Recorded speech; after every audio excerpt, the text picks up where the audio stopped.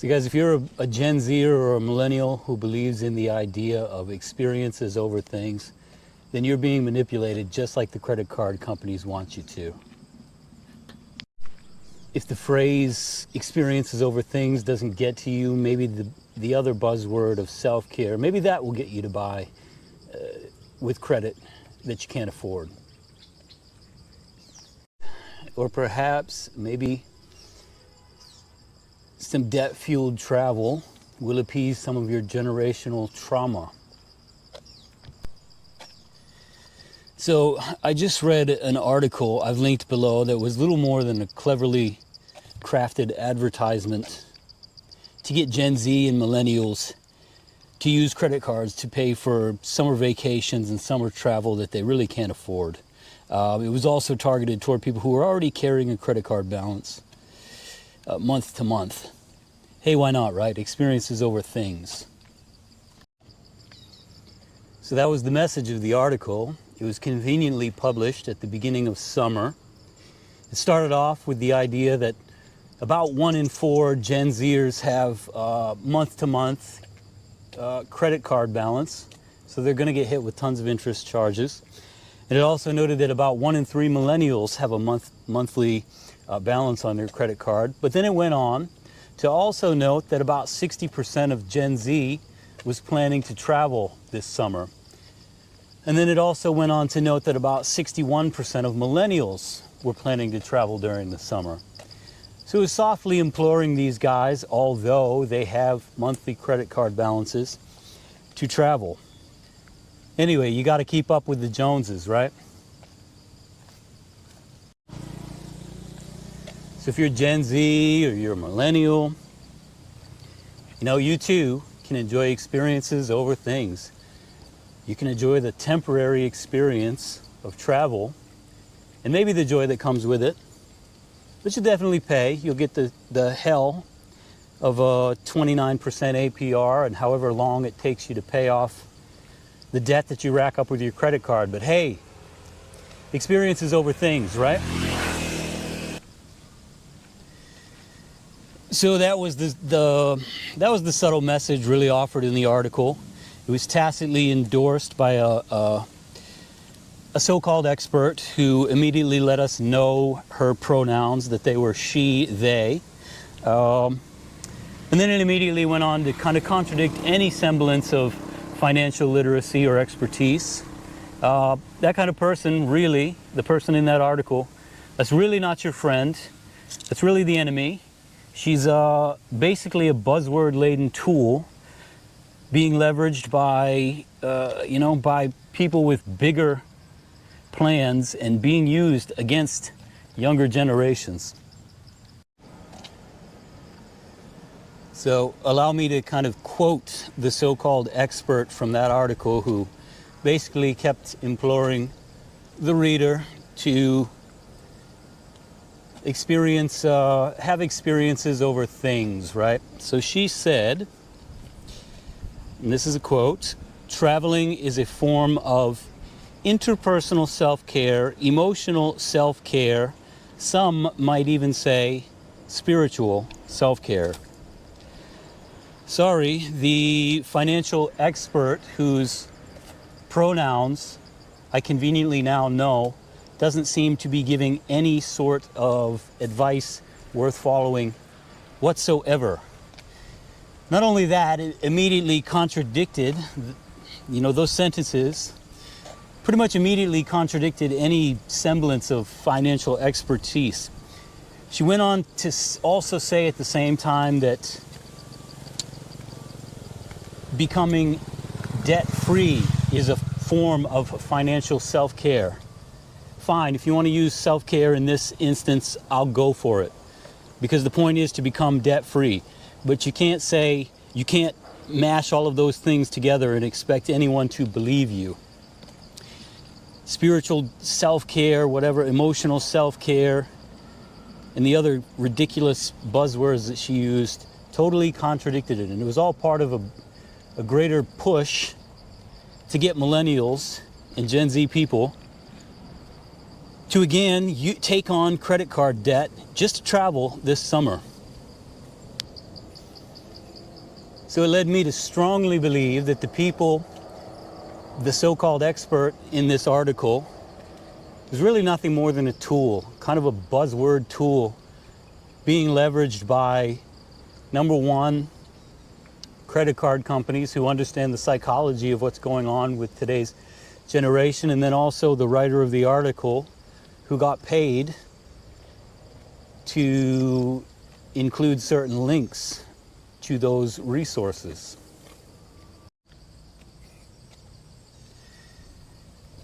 Because the truth is, becoming debt-free requires budgeting, spending, living within your means, all of those sort of things, right? However, they also conveniently included what you might call a heroine in this story. It was a girl who was 25 years old. She was $5,000 in debt, credit card debt, excuse me, and in six figures of debt, primarily because of student loans. But anyway, she had $5,000 of credit card debt. So she was included in the article to sort of softly implore you that, hey, if you're 25 years old and you have $5,000 in credit card debt, doesn't really matter. You might as well travel this summer, and you might as well take on credit card debt to do it, because it's a form of self-care. It doesn't make any sense, right? So like her, you might have $5,000 in credit card debt at 25, and maybe you have six figures of overall debt, including student loans or whatever it may be, but what's that matter, right? Experiences over things. As the article's title notes, Gen Z is traveling more, and debt isn't slowing them down. Hint, hint. If you're one of those indebted Gen Zers or Millennials, you better not let debt slow you down your travel plans this summer. It gets better. We read on to learn that the young protagonist has what amounts to what I would call generational trauma when it comes to travel. Her parents and grandparents were immigrants, and when she grew up, they didn't have the money to travel. And so she, quote unquote, with an immigrant backstory as a main motivator, has decided that travel and experiences with friends and family are the two most important things in life. I'm not really here to kind of shit on her or denigrate her specifically, but she's just being used. Her profile is being used as a psychological tool to get young people that they spelled out in the article, okay? Gen Z people who carry credit card balances, and millennials who carry credit card balances, to be like the 60 and 61% of their respective peers who plan to travel this summer. Again, you got to keep up with the Joneses, right? I say all of this just to let you guys know, and this is just my opinion, but if you see so-called financial literacy online that includes ridiculous buzzwords like self-care or implied ideas like generational trauma, or anything that implores you to get experiences over things if you're not in a place to be buying them, if you don't have the money to pay down that debt immediately that month, you should ignore it. All that article was a cleverly crafted piece of marketing designed just to get people, young people, into more trouble. There was no doubt about it in my mind. So just to be sure, let me read you the little caveat from the company that published the article. So it says that the company, here the quote starts, gets compensated in exchange for placement of sponsored products and services, or by you clicking on certain links posted on our site. So there's no way that they could be offering anything other than extremely helpful, unbiased advice, right? The truth is, guys, if you're seeking to avoid debt or get out of it, rest assured that, financial buzzwords, really, financial literacy is not really about buzzwords. It's not about the idea of self-care through travel if you can't afford it, or any form of self-care that includes indebting yourself when you can't, just indebting yourself, right? If you can't pay for it, it's not going to be self-care. It's going to be punishment. You're going to end up paying a lot more for it than in the long run, okay? The long-term repercussions of repaying that debt are going to far outweigh any temporary joy that you get from travel. Yet that's exactly what the whole thrust of the article was.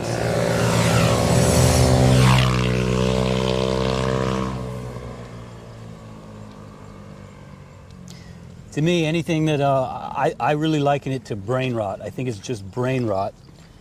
It's really attempting to make you believe that some of these media outlets are really attempting to make you believe that they're helping you become more financially literate. Nothing about that article taught any of the principles of financial literacy or will help people get out of debt if they're in it. It was all designed simply to get you, if you're Gen Z or a millennial, to try to indebt yourself through credit cards for travel.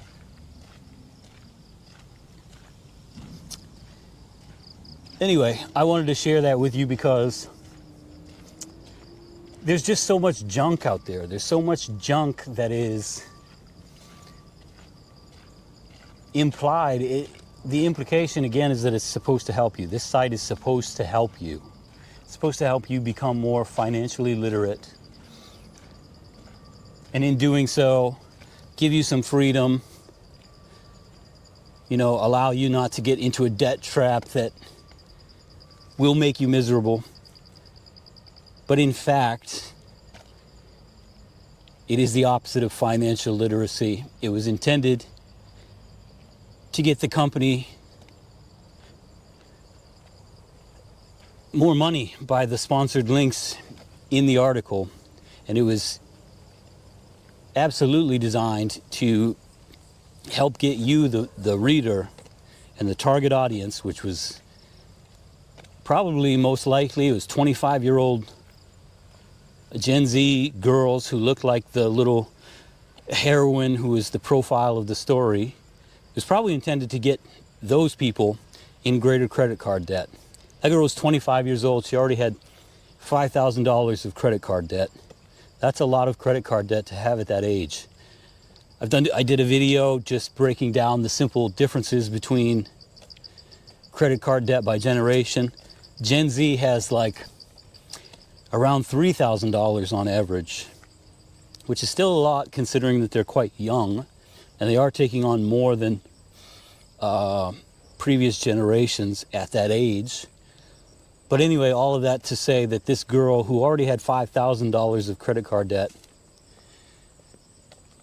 she's a little bit worse off than her peers.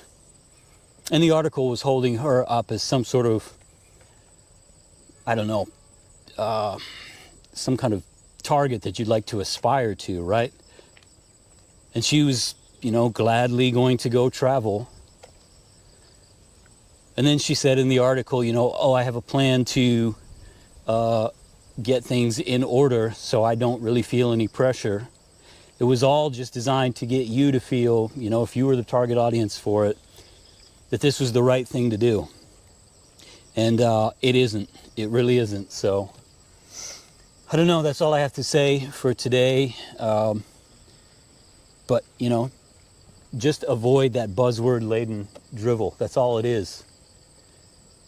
if it says self-care, if it says experiences over things, that's just the subtle psychology of what's going on today. What's being, the credit card companies, I don't know if they came up with these phrases or they've just seized upon them. But in either case, they're definitely leveraging them against, the young people today. This happens again and again. And it happens to every generation. There's some sort of buzzword or some way that they seize upon it psychologically. Don't be part of it. Don't fall fool, to their trap. That's it. Anyway, guys, I hope you found some value in what I'm saying here. Read the article. I've linked it below. Let me know if you feel like it's just basically a cleverly crafted sales pitch and not intended to actually help anyone except for the actual the author of the article and the companies above them that would pay them for the links, because that was my opinion, my strong opinion, and I see this way too much. So anyway, that's it. Like, comment, subscribe if you like this, and I'll be back with something else soon.